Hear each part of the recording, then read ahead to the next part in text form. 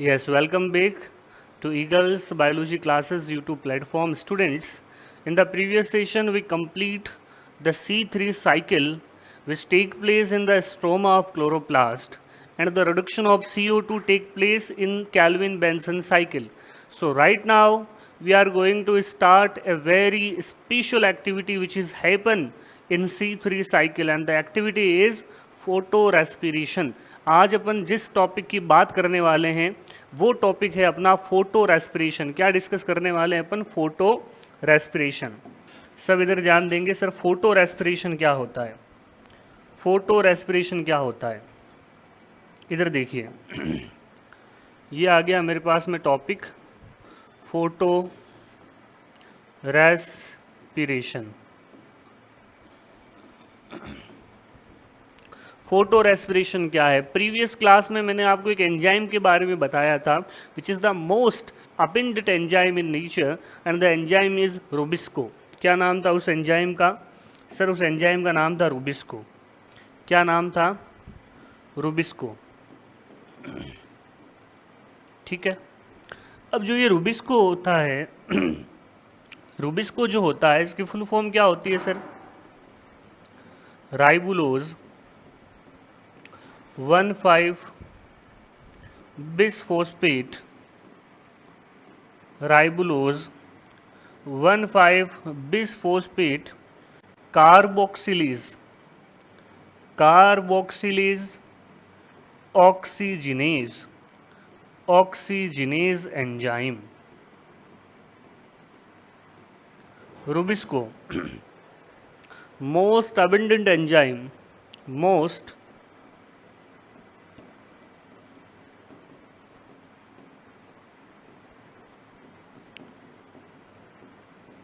इन nature. अच्छा, ये जो रूबिस्को है सर, रूबिस्को एंजाइम, इस एंजाइम का काम क्या है? फंक्शन क्या है रूबिस्को का? तो फंक्शन मैंने आपको C3 साइकिल में बताया था कि रूबिस्को का जो मेन फंक्शन होता है वो होता है कार्बोक्सिलेशन. क्या होता है? कार्बोक्सिलेशन. आप जैसे नाम रूबिस्को का पढ़ रहे हो तो आप यहाँ देख रहे हो कार्बोक्सीजनेज और एक वर्ड आप और देख रहे हो ऑक्सीजनेज. तो इसका मेन फंक्शन क्या है सर? तो इसका मेन फंक्शन तो होता है कार्बोक्सीजनेज, यानी कार्बोक्सिलेशन करना, कार्बोक्सीजनेज की तरह बिहेव करना. मेन फंक्शन क्या होता है रूबिस्को का? कार्बोक्सिलेशन. लेकिन ये ऑक्सीजनेज की तरह भी काम करने लगता है. मतलब ये क्या करने लगता है? ऑक्सीडेशन भी करने लगता है. ये सर कब हो जाता है? यही तो पढ़ना है. यही तो पढ़ना है. फोटो रेस्पिरेशन का मतलब क्या होता है? इधर ध्यान देना सब बच्चे. फोटो रेस्पिरेशन रिलेटेड रहेगा अपने रूबिस्को एंजाइम से. इसका रोल रहेगा. सर ये एंजाइम क्या है? मोस्ट अबंडेंट एंजाइम है. फुल फॉर्म क्या है? राइबुलोज 1,5 बिसफोस्फेट. अब देखो इधर ध्यान देना आप. जैसे मैंने यहाँ पे देखा कि सर ये रूबिस्को एंजाइम है. ठीक है. अब इसके पास दो चीज़ें होती है. एक तो ये कार्बोक्सिलेशन भी कर सकता है. ठीक है. कार्बोक्सिलेशन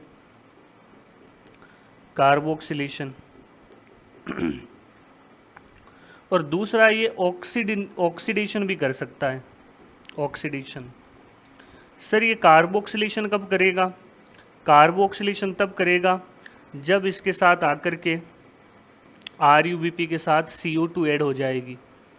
ठीक है. अच्छा, ऑक्सीडेशन का कब करेगा? जब इस RUBP के साथ क्या ऐड हो जाएगी? ऑक्सीजन. अब ये अपने को समझना है CO2 कब ऐड होती है, ऑक्सीजन कब ऐड होती है. CO2 को तो हमें पता है कि सर C3 साइकिल के अंदर हमने देखा कि रूबिस्को एंजाइम जो है रूबिस्को एंजाइम RUBP के साथ किससे ऐड करता है?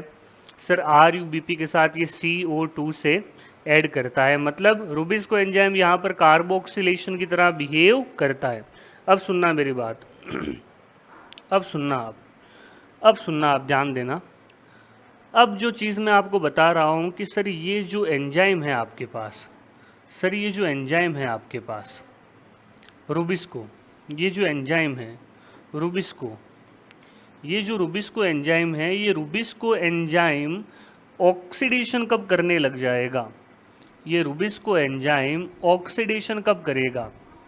ऑक्सीडेशन कब करने लग जाएगा? तो ऑक्सीडेशन तब करेगा जब इसके अंदर आकर के क्या जुड़ जाएगी? ऑक्सीजन। क्या जुड़ जाएगी? ऑक्सीजन। सुनना, ऑक्सीजन कब जुड़ती है? फोटो रेस्पिरेशन में क्या होता है बेटा? फोटो रेस्पिरेशन में क्या होता है? फोटो रेस्पिरेशन में जो चीज़ होती है वो फर्स्ट यही होती है। फोटो रेस्पिरेशन में जो फर्स्ट चीज़ होती है वो यही होती है कि रूबिस्को, जो रूबिस्को है ये किसके साथ बाइंड करता है? Binds with oxygen. किसके साथ बाइंड करता है? Oxygen. And acts like oxygenase. और किसकी तरह फंक्शन करने लग जाता है? ऑक्सीजनेस की तरह। सुनना अच्छे से, रूबिस्को किसके साथ बाइंड करता है? ऑक्सीजन से। कब बाइंड करता है? ये मेन है। कब बाइंड करता है सर? रूबिस्को कब बाइंड करता है ऑक्सीजन से? तीन कंडीशन है मेरे पास, फर्स्ट, सेकंड, थर्ड। क्या है सर? एक तो ऑक्सीजन की कंसंट्रेशन ज़्यादा होनी चाहिए, CO2 की कंसंट्रेशन कम होनी चाहिए तब। यानी कि कंसंट्रेशन ग्रेडियंट, कंसंट्रेशन मैं यूँ कहूँगा कि सर जो कंसंट्रेशन है ऑक्सीजन की वो ज़्यादा हो गई और जो CO2 की कंसंट्रेशन है वो कम हो गई। तो एक तो कंसंट्रेशन ज़्यादा होगी किसकी? ऑक्सीजन की। CO2 की कंसंट्रेशन क्या होगी सर? कम होगी। एक टेम्परेचर क्या होगा बेटा? ज़्यादा होगा। टेम्परेचर क्या होगा? ज़्यादा होगा। सुनना अच्छे से, कंसंट्रेशन का मतलब क्वांटिटी का मतलब क्या हुआ? क्वांटिटी का मतलब CO2 क्या है यहाँ पर? CO2 यहाँ पर कम है और ऑक्सीजन क्या है? ज़्यादा है।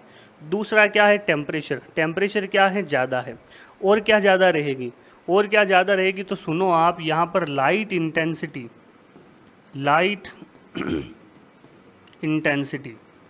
जो लाइट इंटेंसिटी होगी वो भी ज़्यादा होगी। अच्छा, ये तीनों कंडीशन किस में देखने को मिलती है? ये तीनों जो कंडीशन है वो तीनों कंडीशन अपने अर्थ के ऊपर जो ट्रॉपिकल रीजन होता है, कौन सा रीजन होता है सर? जो ट्रॉपिकल रीजन होता है उस ट्रॉपिकल रीजन के अंदर ये तीनों कंडीशन देखने को मिलती है। अच्छा, ट्रॉपिकल रीजन के जो प्लांट्स हैं वहाँ पर फोटो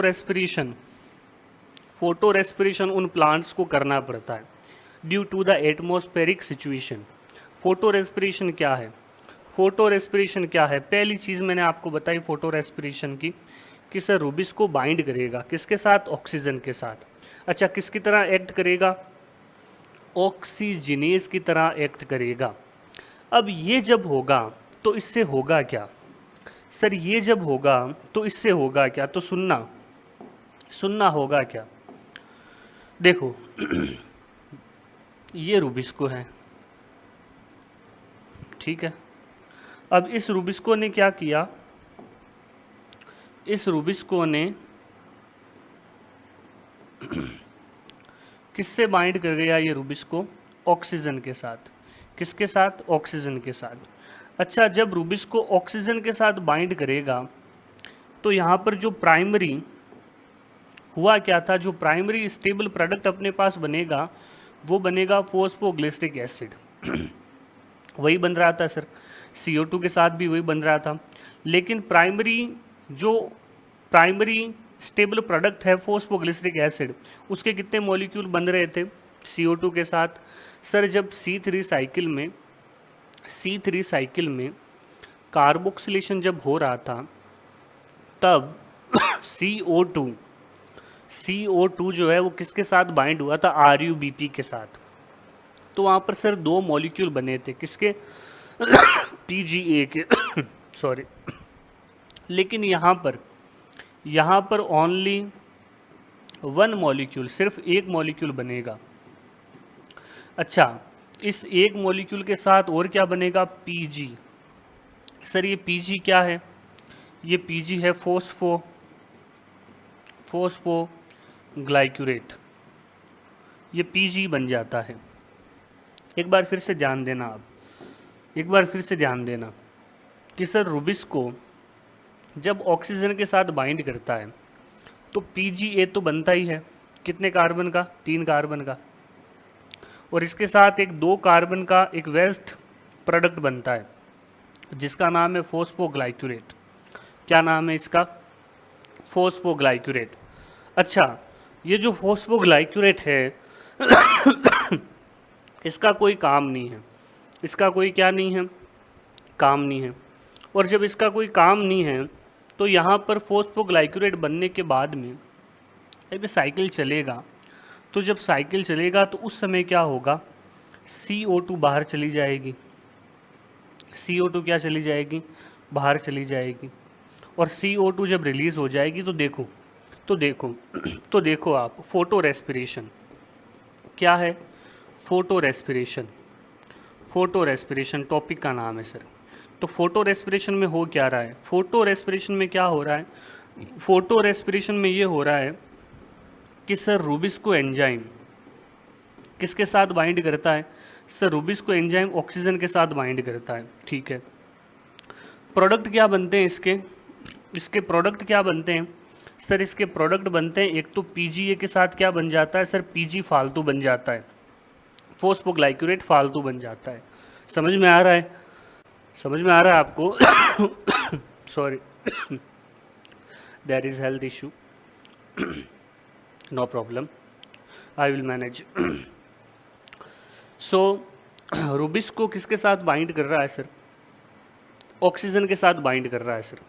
अच्छा, इसका प्रोडक्ट क्या बनेगा सर, Pga बनेगा, साथ में क्या बन जाएगा, 2 कार्बन का Pg बन जाएगा जो वेस्ट प्रोडक्ट होगा। अब सुनना मेरी बात, अब सुनना सर, Pga में कितने कार्बन थे, 3 कार्बन, फॉस्फोग्लाइक्यूरेट में 2 कार्बन, इसका कोई मतलब नहीं है, फालतू है ये।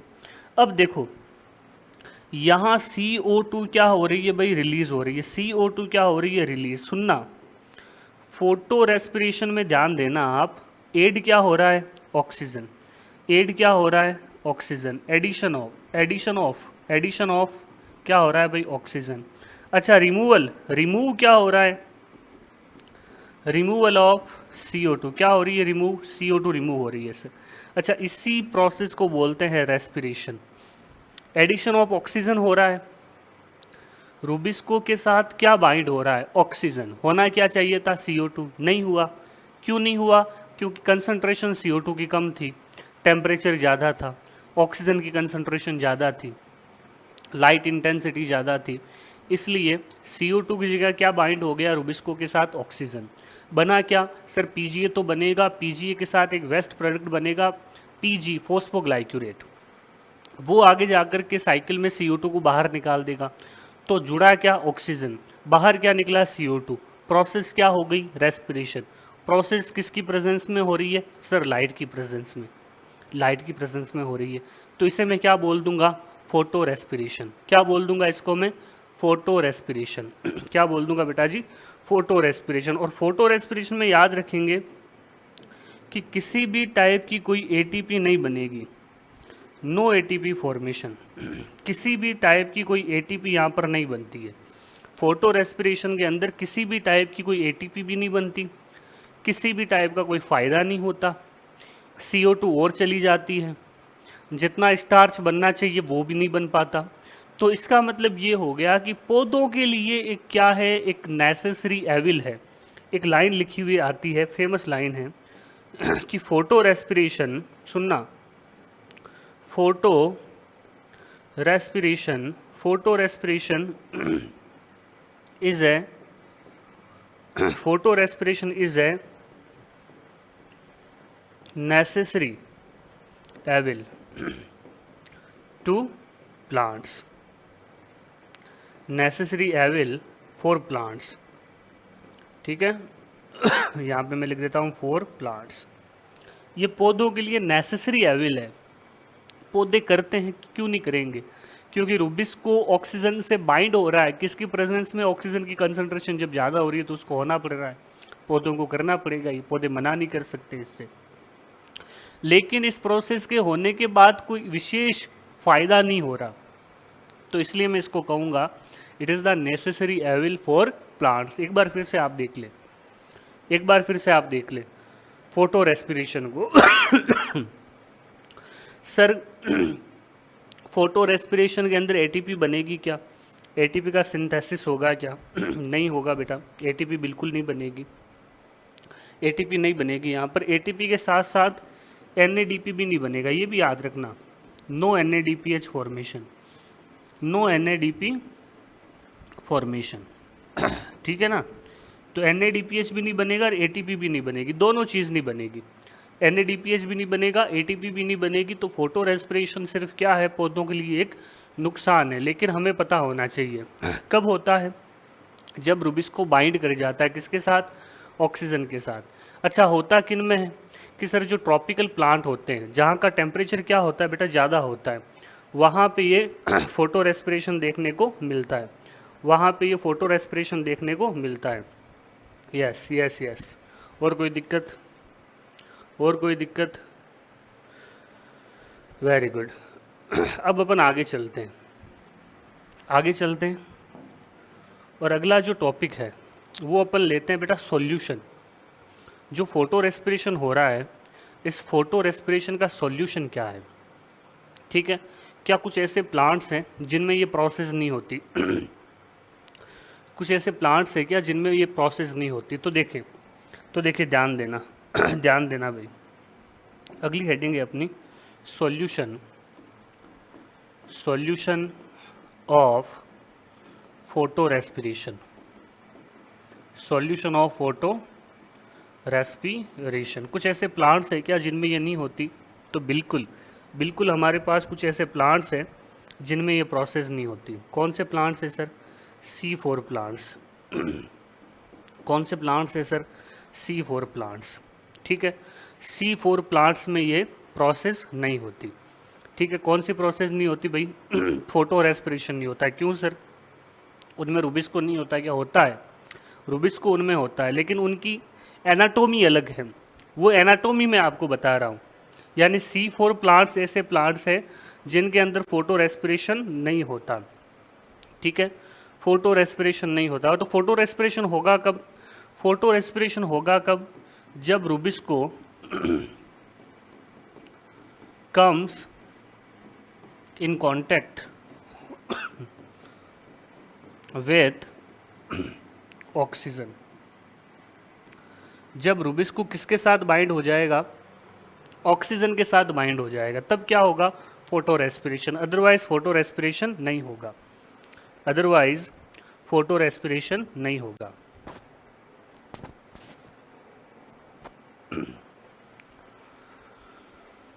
यस, फोटो रेस्पिरेशन कब होता है कि सर जब रुबिस्को किसके कांटेक्ट में आता है सर? ऑक्सीजन के, तब फोटो रेस्पिरेशन होता है, अदरवाइज फोटो रेस्पिरेशन नहीं होता है।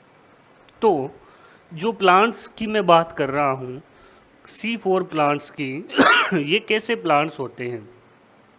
अच्छा, इन प्लांट्स के अंदर कैसे क्या स्ट्रक्चर होती है उसको अपन देखने वाले हैं बेटा।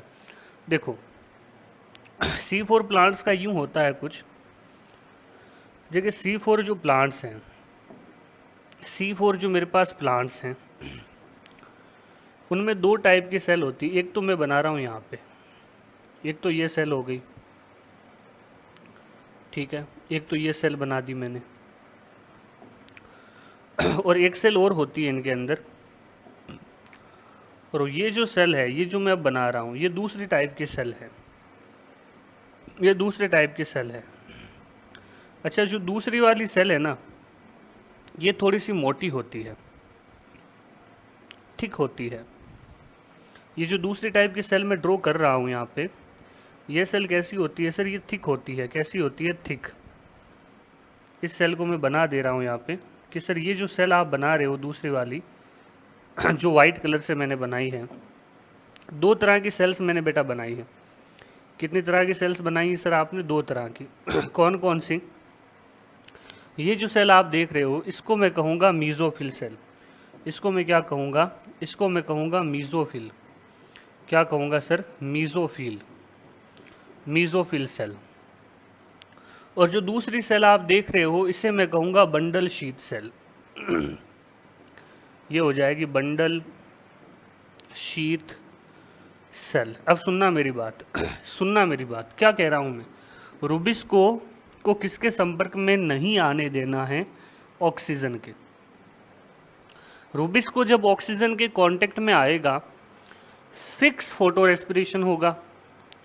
तो रूबिस्को को ऑक्सीजन के कांटेक्ट में आने ही नहीं देना है। कैसे नहीं आने देना है सर? क्या कैसे करेंगे अपन? भाई रूबिस्को को मैं रखूंगा यहाँ, मैंने रूबिस्को को यहाँ रख दिया, ये रूबिस्को एंजाइम मैंने डाल दिया ठीक है। अब ये जो सेल है, ये जो सेल है, इससे ना तो ऑक्सीजन अंदर जा सकती है, ना तो अंदर ऑक्सीजन गैस जा पाएगी। क्यों? क्योंकि सर इम्परवियस है ये, ठीक है। और ना ही बाहर CO2 जा पाएगी, ना तो CO2 अंदर जा पाएगी और ना ऑक्सीजन अंदर जा पाएगी। यहाँ मैं लिख देता हूँ ऑक्सीजन भाई ऑक्सीजन अंदर जा ही नहीं पाएगी। तो जब ऑक्सीजन अंदर जाएगी नहीं, CO2 बाहर आएगी नहीं, तो ये जो सेल में बनाई है मैंने यहाँ पर, इसकी जो सेल वॉल है, इसकी जो सेल वॉल है ये बहुत क्या होती है सर? थिक होती है। तो जब थिक होती है तो ऑक्सीजन अंदर जाएगी नहीं। तो जब ऑक्सीजन अंदर जाएगी नहीं तो ऑक्सीजन इस रूबिस्को से जुड़ेगी क्या? रूबिस्को से जुड़ेगी क्या? नहीं जुड़ेगी।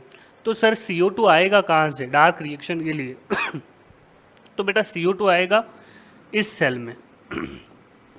अच्छा, इस सेल के अंदर रूबिस्को नहीं है, इस सेल के अंदर दूसरा एंजाइम काम करेगा, ठीक है। ये CO2 जो है, या मैं यूँ कहूँ CO2 आएगा इधर से और रिमूवल ऑफ ऑक्सीजन भी इधर बाहर से होगा। रिमूवल ऑफ ऑक्सीजन, CO2 अंदर आएगी, ऑक्सीजन बाहर निकलेगी। कौन सी सेल से सर? मीजोफिल से। तो ये जो बंडल शीट सेल है, बंडल शीट सेल में मैंने क्या रखा है? रूबिस्को। तो ये CO2 या ये ऑक्सीजन इस तक पहुंच ही नहीं पाएगी किस तक? रूबिस्को तक। ऑक्सीजन रूबिस्को तक नहीं पहुंच पाएगी, और जब ऑक्सीजन रूबिस्को तक नहीं पहुंच पाएगी तो फोटो रेस्पिरेशन होगा ही नहीं। फोटो रेस्पिरेशन के लिए क्या कंडीशन नेसेसरी है? फोटो रेस्पिरेशन के लिए नेसेसरी है कि आपको क्या करना है आपको ऑक्सीजन को रूबिस्को से दूर रखना है। जितना आप दूर रखोगे उतना आपके लिए वो फायदेमंद होगा। तो सुनो मेरी बात ये डायग्राम देखो आप। सर दो तरह की सेल आप बता रहे हो। सर एक आप बता रहे हो मीजोफिल सेल, सर दूसरी आप बता रहे हो बंडल शीट सेल, दूसरी बता रहे हो आप बंडल शीट सेल। रूबिस्को कहाँ है सर? बंडल शीट सेल में। रूबिस्को कहाँ है सर? बंडल शीट सेल में। अब मैं यहाँ पे लिख देता हूँ सर, यहाँ पे मैंने बना दिया ग्रेनल थाइलेकोइड क्या बना दिया मैंने? Granal thylakoid. तो ग्रेनल थाइलेकोइड कहाँ होता है सर? मीजोफिल सेल में। रूबिस्को कहाँ होता है सर? बंडल शीट सेल में। बंडल शीट सेल मोटी होती है, अंदर जा ही नहीं सकता ऑक्सीजन, फोटो रेस्पिरेशन होगा ही नहीं, फोटो रेस्पिरेशन होगा ही नहीं। अब मैं आपको बताने वाला हूँ, यहाँ पे अपन चर्चा करने वाले हैं बेटा किसकी? यहाँ पे अब हम चर्चा करने वाले हैं C4 साइकिल की। किसकी चर्चा करने वाले हैं? C4 साइकिल की अपन डिस्कशन करने वाले हैं। अच्छा, C4 साइकिल का दूसरा नाम है Hatch Slack pathway. Hatch Slack pathway, Hatch Slack pathway ने इनको डिस्कवर किया था, तो इसलिए इसको मैं बोलता हूँ हैच स्लेक पाथवे। अच्छा जो C4 साइकिल है, C4 साइकिल है, इसमें मैं दो सेल ले लेता हूँ। कितनी सेल ले लेता हूँ सर? इसमें मैंने दो सेल्स ले ली। एक तो मैं ले लेता हूँ बाहर वाली, यहाँ पे मैं ले लेता हूँ, यहाँ पे मैं सेल ले लेता हूँ मीजोफिल सेल। कौन सी सेल? Mesophyll cell. और बेटा इधर वाली जो सेल है, इधर मैं ले लेता हूँ बंडल शीट सेल। ठीक है, ये मैं यहाँ पे ले लेता हूँ बंडल शीट सेल। इसको मैं थोड़ा मोटा बना देता हूँ। ये यहाँ पे ले ली मैंने सर बंडल शीट सेल। तो सुनना मेरी बात, सुनना बेटा अच्छे से, सुनना समझना, सुनना समझना। हम क्या पढ़ रहे हैं? हम C4 साइकिल पढ़ रहे हैं। ऐसा साइकिल जिसमें क्या नहीं होता? फोटो रेस्पिरेशन नहीं होता। क्यों नहीं होता फोटो रेस्पिरेशन? क्योंकि सर रूबिस्को कहाँ पे होता है? रूबिस्को कहाँ पे होता है? रूबिस्को होता है बंडल शीट सेल्स में, इसलिए फोटो रेस्पिरेशन नहीं हो पाता। अब सुनना मेरी बात अच्छे से, अच्छे से सुनना बेटा, ध्यान देना, ध्यान देना, अच्छे से सुनना। मेरे पास जो ऊपर सेल है, जो ऊपर वाली जो सेल है, मैंने इसको क्या बोला है? सर मैंने इसको बोला है मीज़ोफिल सेल। क्या बोला है मैंने इसको? Mesophyll cell. क्या बोला है मैंने इसको? Mesophyll cell. ऊपर वाली जो सेल है मेरे पास में, मैंने इसको बोल दिया मीज़ोफिल सेल। ये हो गई सर मीज़ोफिल सेल, और ये वाली हो गई सर बंडल शीथ सेल। अब सुनना आप और ध्यान देना कि सर बंडल शीथ सेल और मीज़ोफिल सेल दो सेल में बना दे रहा हूँ। ऊपर वाली जो सेल है मेरे पास वो है मीज़ोफिल सेल, मीज़ोफिल सेल, और जो नीचे वाली सेल है वो है मेरे पास बंडल शीथ सेल। अब सुनना सर आपने कहा CO2 आएगा यहाँ से, ये आ गया CO2, ठीक है। अब CO2 जो होगा उस CO2 को जो सबसे पहले एक्सेप्ट करेगा वो होगा मेरे पास में PEP। सर ये PEP क्या है? सर ये PEP क्या है? Primary acceptor of carbon dioxide. क्या नाम है सर इसका? तो इसका नाम है फॉस्फो इनॉल पायरुवेट। तो भाई फॉस्फो इनॉल पायरुवेट इस PEP जो है, ये PEP इस CO2 को लेता है। अच्छा PEP में कितने कार्बन होते हैं सर? 3 कार्बन। PEP फिर क्या करता है? PEP फिर एक कंपाउंड बनाता है जो होता है ऑक्जेलो एसिटिक एसिड। इसमें कितने कार्बन होते हैं? जैसे 4 कार्बन। तो PEP क्या है सर? तो PEP है primary carbon dioxide acceptor, primary carbon di acceptor, पहली चीज़ तो ये। दूसरा सर ये OAA क्या है? तो OAA में 4 कार्बन होते हैं और इसका नाम है बेटा ऑक्जेलो एसिटिक एसिड। ये क्या होता है? फर्स्ट स्टेबल प्रोडक्ट होता है। क्या होता है? ये फर्स्ट स्टेबल प्रोडक्ट होता है, ठीक है। ऑक्जेलो acetic acid first stable product होता है। अब ये जो OAA होता है ना, ये फिर क्या बनाता है? ये बनाता है फिर मैलिक एसिड। क्या बनाता है? Malic acid. ये भी 4 कार्बन का होता है। कितने कार्बन का होता है? 4 कार्बन का। अब सुनना, आप ध्यान देना थोड़ा सा। मैलिक एसिड बन गया। अब ये जो मैलिक एसिड है, ये मैलिक एसिड यहाँ से निकलता है और एंटर करता है। जो मैलिक एसिड है बेटा, ये मैलिक एसिड कहाँ से निकल रहा है? जो मैलिक एसिड है मेरे पास, क्या है मेरे पास? Malic acid. अब ये जो मैलिक एसिड है ये निकलता है और एंटर करता है किसमें? बंडल शीथ सेल में। ये यहाँ पर आ गया malic acid bundle sheath cell में। और मैंने आपको बताया कि बंडल शीथ सेल में जब ये एंटर करेगा मैलिक एसिड, तो मैलिक एसिड कन्वर्ट होता है। मैलिक एसिड आगे कन्वर्ट होगा। कन्वर्ट कैसे होगा सर? तो मैलिक एसिड क्या करेगा यहाँ पर? मैलिक एसिड क्या करेगा यहाँ पर? सुनना, मैलिक एसिड यहाँ पर क्या करेगा? मैलिक एसिड यहाँ पर एक कार्बन डाइऑक्साइड को निकाल देगा।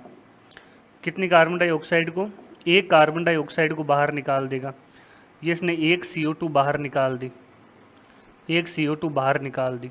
तो 4 कार्बन का था ये, एक CO2 बाहर चली गई। अब मैलिक एसिड क्या करेगा? जो मैलिक एसिड होगा वो क्या करेगा कि जो CO2 बाहर निकली थी वो CO2 किसके साथ जाके बाइंड हो जाएगी? क्या है इसके अंदर? रूबिस्को। कौन सा एंजाइम है? रूबिस्को। अब रूबिस्को एंजाइम के साथ वो जो CO2 है वो जो बाइंड हुई है, वो रूबिस्को एंजाइम फिर कौन सा साइकिल चलाएगा यहाँ पर? सर रूबिस्को एंजाइम यहाँ पर C3 साइकिल चलाएगा। C3 साइकिल कंटिन्यूसली चलेगा, CO2 आती रहेगी, C3 साइकिल चलता रहेगा। तो सुनना, कौन बाइंड हुआ? CO2 बाइंड हुआ। किसके साथ? रूबिस्को के साथ। मैलिक का क्या होगा? मैलिक एसिड में से एक कार्बन डाइऑक्साइड निकला, एक CO2 कम हो गया। तो मैलिक एसिड में कार्बन थे सर 4 थे, एक बाहर चला गया। तो कार्बन कितने बच गए सर? 3 कार्बन। कितने बच गए? 3 कार्बन सर यहाँ पर बच गए। अब ये जो मैलिक एसिड होगा, ये मैलिक एसिड क्या करेगा? यहाँ पर कन्वर्ट होगा। सुनना, ये मैलिक एसिड फिर किस में कन्वर्ट हो जाएगा सर? ये जो मैलिक एसिड है ये फिर कन्वर्ट हो जाएगा पायरुविक एसिड में। किस में कन्वर्ट हो जाएगा बेटा? पायरुविक एसिड में, पायरुविक एसिड में। और ये जो पायरुविक एसिड होगा, ये पायरुविक एसिड वापस कहाँ पे जाएगा? वापस ये किस में कन्वर्ट हो जाएगा? जाकर के पायरुविक एसिड वापस जाएगा अपने पास मीजोफिल सेल के अंदर, और मीजोफिल सेल के अंदर जाकर के क्या बना लेगा? फोस्फोइनोल पायरुवेट बना लेगा। क्या बना लेगा? Phosphoenol pyruvate. तो फिर से देखें आप, साइकिल को आप अच्छे से देखें, साइकिल को आप अच्छे से देखें, और साइकिल में आप देखें कि सर सबसे पहले जो चीज़ हो रही है मेरे पास में कि सर ये जो चीज़ हो रही है, पीईपी सर बन रहा है, CO2 किसके पास जा रहा है? पीईपी के पास। तो पीईपी जो है ये क्या? प्राइमरी CO2 एक्सेप्टर, ठीक है। और पीईपी से क्या बन रहा है sir? ऑक्जेलो acetic acid. ऑक्जेलो acetic acid क्या है सर? ऑक्जेलो एसिटिक एसिड जो है वो क्या है मेरे पास में? ऑक्जेलो एसिटिक एसिड है फर्स्ट स्टेबल प्रोडक्ट। क्या है? First stable product, sorry. ऑक्जेलो acetic acid से क्या बन रहा है सर? Malic acid. और मैलिक एसिड किस में जा रहा है फिर? मैलिक एसिड फिर किस में जा रहा है? कौन से सेल में जा रहा है? बंडल शीथ सेल में। और मैलिक एसिड से CO2 निकल रहा है, किसके साथ बाइंड कर रहा है? रुबिस्को के साथ। C3 साइकिल चलता है, ट्रायूस फॉस्फेट बनते हैं, रीजनरेशन होता है RUBP का। मैलिक कन्वर्ट होता है पायरुवेट में, और पायरुवेट वापस जाकर के फोस्फोइनोल पायरुवेट बना देता है। तो सुनो, तो पायरुविक एसिड से जब PEP बनता है तो यहाँ पे याद रखेंगे अपन कि सर यहाँ पर जो ATP होता है मेरे पास में, दो जो ADP है, जो 2 ATP है वो खर्च होते हैं बेटा। 2 ATP जो है मेरे पास में वो यहाँ पर यूज़ होंगे, यानी यहाँ पर मेरे पास में 2 ATP किस में कन्वर्ट होते हैं? 2 ADP में कन्वर्ट होते हैं। 2 ATP किस में कन्वर्ट होते हैं बेटा? 2 ADP में कन्वर्ट होते हैं। अब आप देखें कि यहाँ पर ये जो C4 साइकिल है, आपको समझ में आया कि नहीं आया? C4 साइकिल है, ये आपके समझ में आया कि नहीं आया? माइंड में बैठा कि नहीं बैठा? यस और नो, यस और नो, यस और नो, वेरी गुड। यानी कि 2 सेल है sir, mesophyll cell, bundle sheath cell. Mesophyll cell में कुछ हो रहा है, बंडल शीथ सेल में कुछ हो रहा है। मीजोफिल सेल में CO2 एंटर करती है सर, PEP उसको एक्सेप्ट करता है, primary stable product ऑक्जेलो acetic acid बनता है, मैलिक एसिड बनता है। मैलिक एसिड को भेज दिया जाता है BSC, बंडल शीथ सेल में। मैलिक एसिड से CO2 निकलता है, रुबिस्को में एंटर करता है, C3 साइकिल चलता है। अब जो CO2 निकला उससे जो कंपाउंड बना, कार्बन के निकलने के बाद ये बना लेता है pyruvic acid. Pyruvic acid convert हो जाता है PEP के अंदर, ठीक है। किसमें? PEP के अंदर ये कन्वर्ट हो जाता है। यस, सॉरी, यहाँ तक कोई दिक्कत? यहाँ तक कोई दिक्कत?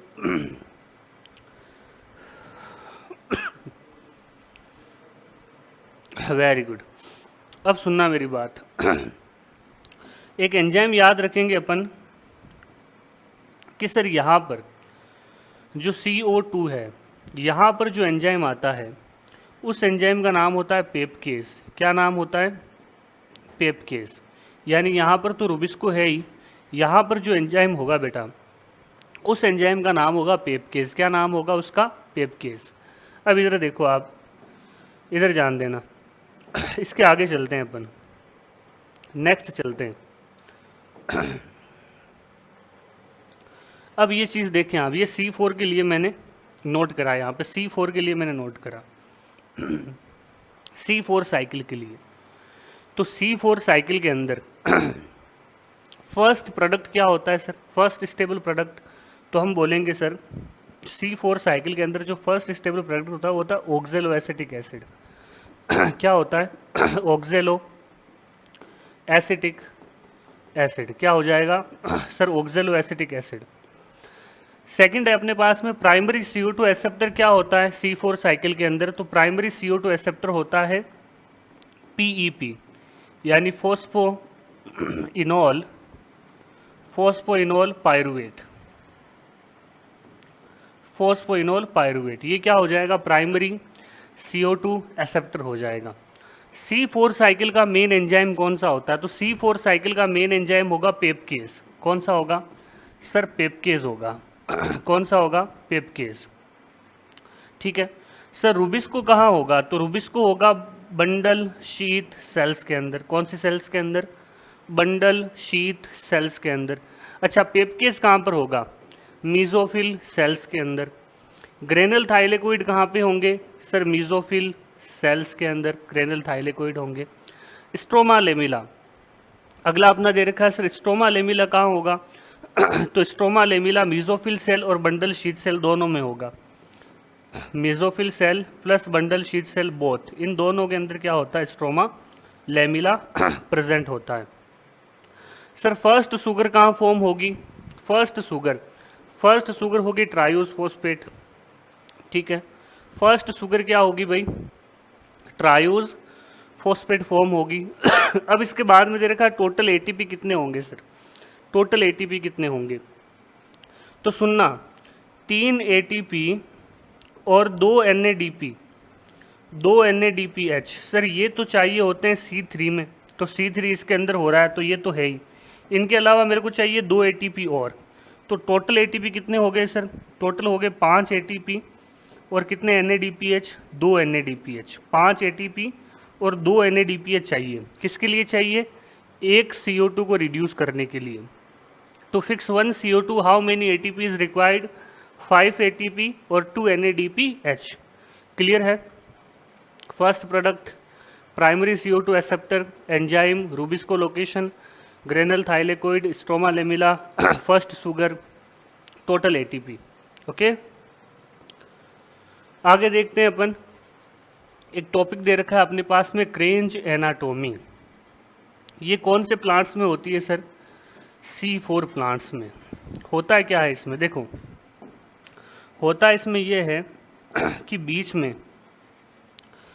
में यहाँ पर जो सेंटर है, सेंटर में होते हैं वेस्कुलर बंडल। ठीक है, और इसके चारों ओर कुछ इस पोजीशन में सेल्स प्रेजेंट होती है। इस कंडीशन में क्या होगी, सेल्स प्रेजेंट होगी। सर ये सेल्स प्रेजेंट होगी यहाँ पे, इस कंडीशन में मोतियों की जो माला होती है उसकी तरह कुछ सेल्स प्रेजेंट होती है। अब यहाँ पे देखो, ये जो सेल्स प्रेजेंट है किसके अराउंड, वेस्कुलर बंडल के अराउंड। तो वेस्कुलर बंडल के अराउंड इसको मैं लिख देता हूँ VB, वेस्कुलर बंडल।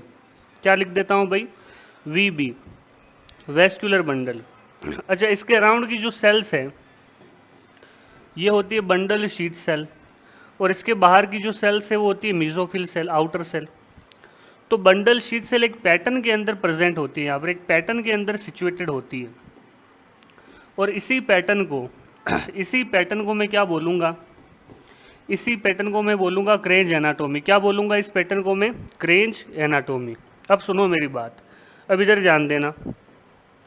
सर ये क्या है, इधर ध्यान देना, ये 2 सेल है मेरे पास, बंडल शीट सेल। क्लोरोप्लास्ट ज़्यादा किस में होगा, तो बंडल शीट सेल के अंदर क्लोरोप्लास्ट क्या होगा भाई, ज़्यादा होगा। और मीजोफिल सेल्स के अंदर क्लोरोप्लास्ट क्या होगा, कम होगा। परवियस कौन सी होगी, बंडल शीट सेल तो परवियस होगी, और मीजोफिल सेल परवियस नहीं होगी। मतलब बंडल शीट सेल से के अंदर ना तो CO2 आ सकता है, ना O2 आ सकती है, ना कोई गैस आ सकती है। एंजाइम, बंडल शीट सेल का एंजाइम कौन सा है सर, तो रुबिस्को। अच्छा, मीजोफिल सेल का एंजाइम कौन सा है सर, तो मीजोफिल सेल का एंजाइम है पेपकेज। कौन सा एंजाइम है, PEPCase. Intercellular space bundle sheath cell में तो बिल्कुल नहीं होता, लेकिन मीजोफिल सेल के अंदर इंटरसेल्यूलर स्पेस देखा जा सकता है। तो ये थी अपने पास में क्रेंज एनाटोमी। क्या थी भाई, क्रेंज एनाटोमी। अब देखें आप, तो आज की जो क्लास थी, इस क्लास में मैंने आपको डिटेल में C4 cycle, photorespiration, Kranz anatomy, इन सब के बारे में अपन ने डिस्कस किया। किसके बारे में डिस्कस किया, इन सब के बारे में अपन ने डिस्कस किया। एक चीज़ देखना आप, इससे पहले की जो स्लाइड थी इसमें एग्जाम्पल्स लिखे हुए हैं। एग्जाम्पल्स, सर एग्जाम्पल्स क्या है C4 प्लांट्स के? तो C4 प्लांट्स के एग्जाम्पल देखो, मेज C4 प्लांट का एग्जाम्पल है, शुगर केन C4 प्लांट का एग्जाम्पल है, सोरगम C4 प्लांट का एग्जाम्पल है।